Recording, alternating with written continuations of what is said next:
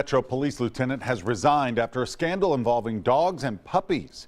Lieutenant Morgan Ford was recently decommissioned for decisions she made last month. News Channel 5's Mark Bellinger is live at the Criminal Justice Center. And Mark, is it right that she did not have to resign?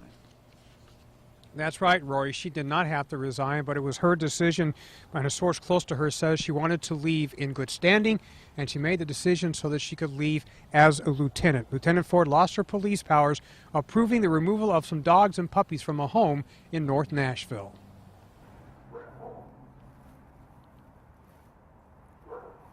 The dogs and puppies are back in the home on Brick Church Pike. The house was one of several badly damaged in the big flood of 2010. A month ago, 2 Metro police officers searching for a missing juvenile came upon the dogs and thought they needed to be rescued. They made entry, called Lieutenant Ford, told her about these deplorable conditions. She did not go to the scene, but she did have them bring the dogs to her. Lieutenant Ford was at the Madison Police Precinct and in charge. Metro Animal Control was called, but the officers there said the situation was not an emergency and they'd check on the dogs later in the morning.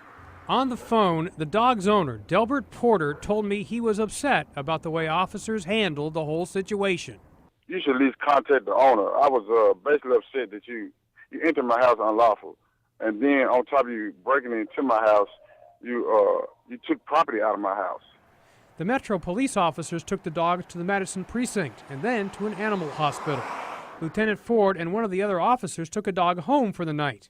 Ford was never on the scene, but she was calling the shots. Lieutenant Ford did not go to the home or contact the on-call captain.